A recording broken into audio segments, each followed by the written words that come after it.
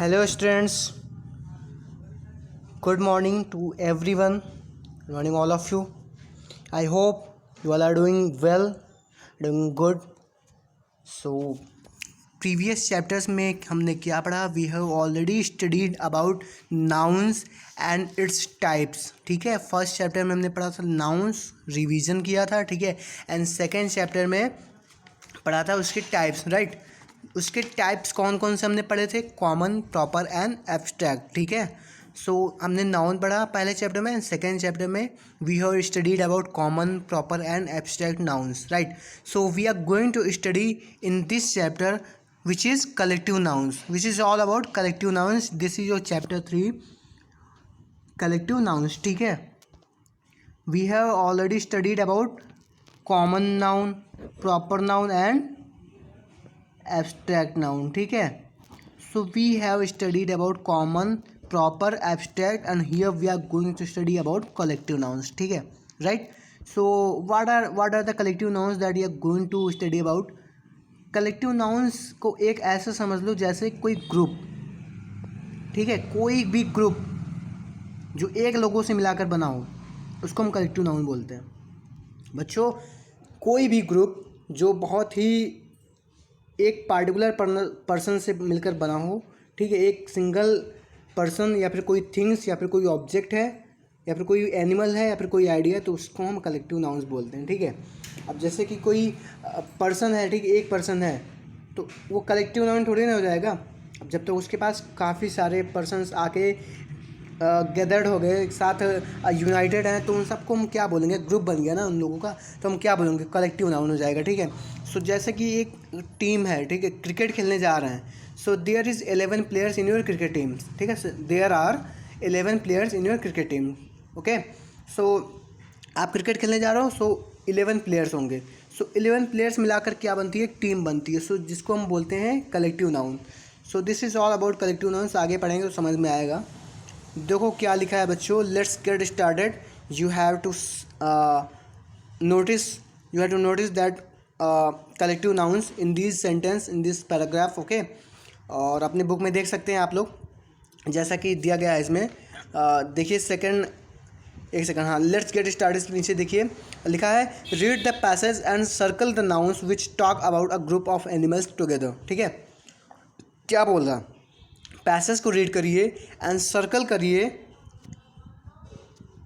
Nouns को जो बात कर रहे हैं ग्रुप ऑफ एनिमल्स टुगेदर, जो एनिमल्स के ग्रुप को एक साथ में रहने की बात कर रहे हैं. जो जब ऐसे नाउन को सर्कल कीजिए जो ग्रुप के, जो एनिमल के ग्रुप को टुगेदर कर रहे हैं. ठीक है, एक साथ है, उसको हम सर्कल करेंगे.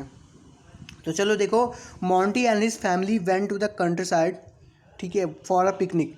Monty and his family went to the countryside for a picnic. They stopped at a farm. They saw a herd of cows. अब देखो यहाँ पे हर्ड ऑफ काउज. ठीक है, हर्ड ऑफ काउज क्या हो गया?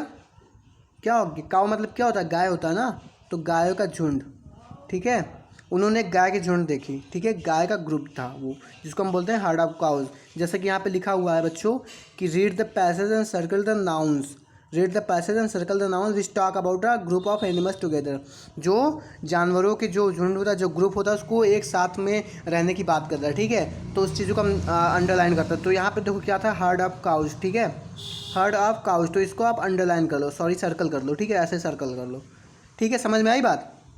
ठीक है, Monty and his family went to the countryside for a picnic. ठीक है, they stopped at a farm. They saw a herd of cows grazing in the field. On one side was a flock of sheep. ये देखो flock of sheep है, दिखा कि नहीं दिखा? flock of sheep. एक सेकेंड जूम कर सकते हैं. ये देखो बच्चों, flock of sheep,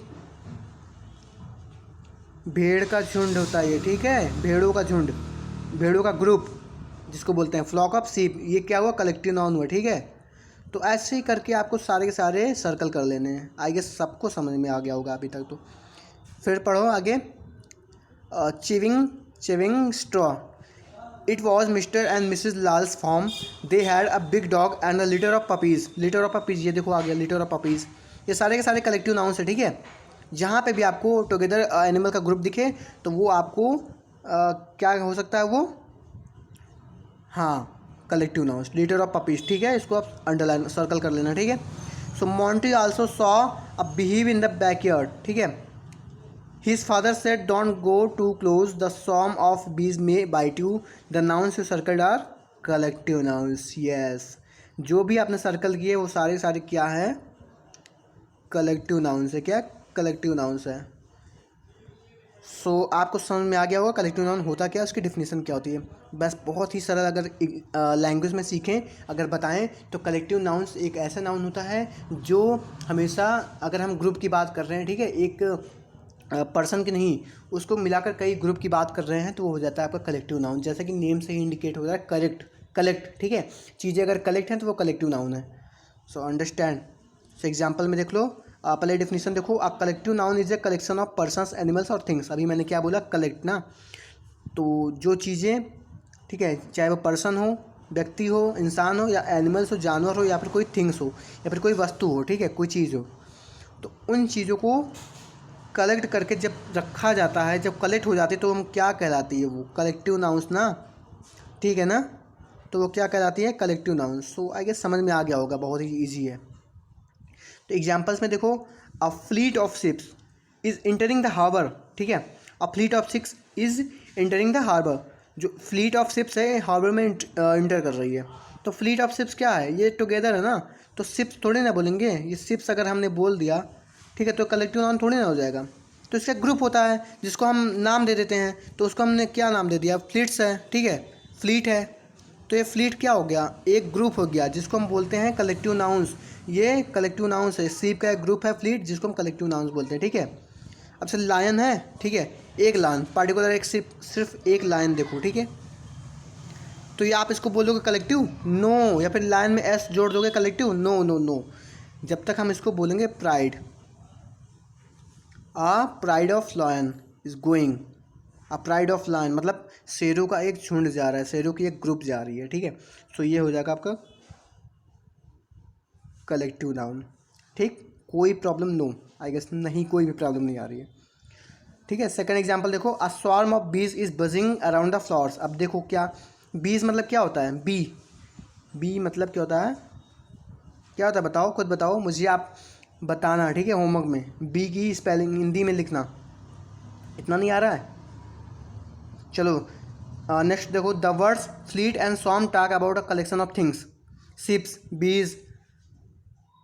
the words fleet and swarm talk about a, जो आपकी जो फ्लीट है एंड स्वार्म है, देखो फ्लीट क्या है, शिप्स का एक ग्रुप हो गया, ठीक है, और जो स्वार्म है ये किसका ग्रुप हो गया, बीज का, तो दोनों ग्रुप मिलाकर क्या हुए, कलेक्टिव नाउन्स हो गए, ठीक है। अगर बीज बोल दोगे तो कलेक्टिव नाउन नहीं होगा, शिप्स बोलोगे कलेक्टिव नाउन नहीं होगा, जब तक इसमें ये ना आए, ये दोनों वर्ड्स आपका फ्लीट और स्वार्म। फ्लीट किसके बारे में बता रहा है, शिप्स के बारे में, स्वार्म बता रहा है बीज के बारे में, ठीक है। सो ऐसे ही ग्रुप का नाम होता है जिसको हम स्पेशल नाम दे देते हैं, और ये हो जाता है कलेक्टिव नाउन्स, ठीक है। तो यहाँ पे कुछ एग्जांपल्स हैं, कुछ चीज़ें दी गई हैं जो आप इसको देख कर समझ सकते हो। ये देखो नीचे आपका सारा का सारा ये दिया गया है, थिंग्स, एनिमल्स एंड पीपल, ठीक है। तो अ pack of cards, a brood of chickens, a team of players, जिसको पीपल है ये एनिमल है और ये थिंग्स है, ठीक है। सो इन चीज़ों को आप देख लो, बहुत ही अच्छे से समझ जाओगे। चलो नेक्स्ट पैराग्राफ में मूव अप करते हैं।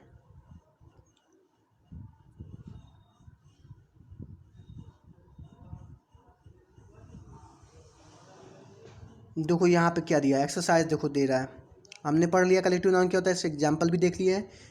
Complete the crossword with the help of the given clues and fill in the blanks. अब देखो ये क्रॉसवर्ड है ना, अब इसको आपको फिल करना है, ठीक है। अब जैसे एग्जाम्पल में देख लो, आप खुद समझ, अभी मैंने क्या बताया था, हर्ड, ठीक है, हर्ड एक ग्रुप का नेम है, ठीक। हर्ड जो होता है क्या होता है, एक काऊ की जो ग्रुप होती है उसको हम बोलते हैं हर्ड। अभी आपने पैराग्राफ में पढ़ा था, ठीक है। तो ये जो हर्ड होता है ये काऊ का एक ग्रुप है, इसको हम कलेक्टिव नाउन बोलेंगे। ऐसे ही आप क्या कर लेना, फिल कर लेना, ठीक है, बहुत ईजी है, फिल करके मुझे सेंड करना है आप लोगों को। ये ब्रूड है, ब्रूड क्या है, ये भी तो एक ग्रुप है ना, किसका ग्रुप है, चिकन्स के, मुर्गे जो होते हैं ना, उसके जो बहुत सारे बैठे होते हैं एक रो में, एक पंक्ति में, ठीक है, एक रो में जब बैठे हों बहुत सारे मुर्गे, ठीक है, तो उनको हम क्या बोलते हैं, ब्रूड बोलते हैं, ठीक है, ब्रूड। तो ये आपका चिकन का जो ग्रुप होता है उसको हम ब्रूड बोलते हैं। तो ऐसे आपको फिलअप कर लेना है, ठीक है, ठीक है। अब जो देखो बंडल हो गया, बंडल क्या हो जाता है, आप किसी चीज़ को उठाओगे, ठीक है, या फिर किसी वस्तु को उठाओगे, किसी चीज़ को पैकेट बहुत सारी हो गई तो उसको हम बंडल बोलते हैं, ठीक है। तो उस चीज़ों को बंडल में मिलाकर ये ग्रुप का नाम हो गया, ठीक है। तो ये कलेक्टिव नाउन हो जाएगा बंडल, ठीक है। सो ऐसे ही आपको फिलअप करने हैं, जहाँ कहीं भी प्रॉब्लम है मुझसे पूछ सकते हो। यहाँ पे भी आपको फिल करने हैं, ये देखो ये आपको दिख रहा है, ये सारे के सारे आपको दिख रहे हैं 5 to 8, ठीक है। 5 6 7 8 9 1 2 3 4 8, ये सारे के सारे आपको फिल करने हैं, ठीक है। चलो एक्सरसाइज बी पे आते हैं।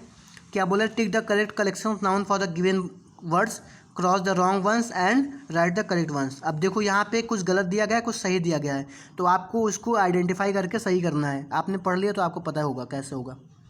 अ बैंड ऑफ मंकीज़ क्या होगा, no no no, this is wrong ना। बैंड थोड़ी ना होता है, जो मंकी का ग्रुप होता है उसको हम बैंड बोलते हैं क्या, नो ना। तो उसके क्या बोलते हैं, ट्रूप बोलते हैं, ठीक है। जो सही होगा आप उसको कट करके यहाँ पे लिखना है, ठीक है।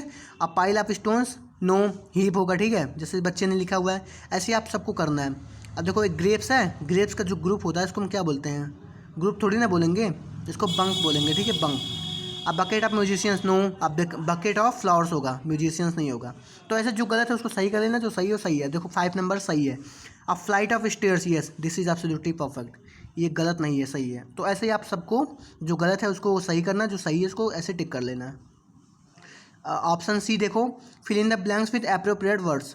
सो ए क्या बोला, a pack of wolves hold in the jungle, तो ठीक है। इसमें आपको सारे के सारे जो वोल्फ, वोल्फ जानते हो क्या होता है वोल्फ, ठीक है। वोल्फ आपने पढ़ा होगा सिंगुलर एंड प्लूरल में, अगर आपने नहीं पढ़ा तो आगे पढ़ोगे। तो जो वोल्फ है, ठीक है, तो एक है, ठीक है। अगर बहुत सारे वोल्फ जा रहे तो हम एफ कट करके उसमें वी ई एस जोड़ देंगे, तो ये हो जाएगी आपका प्लूरल। तो फिलहाल हम आगे पढ़ेंगे।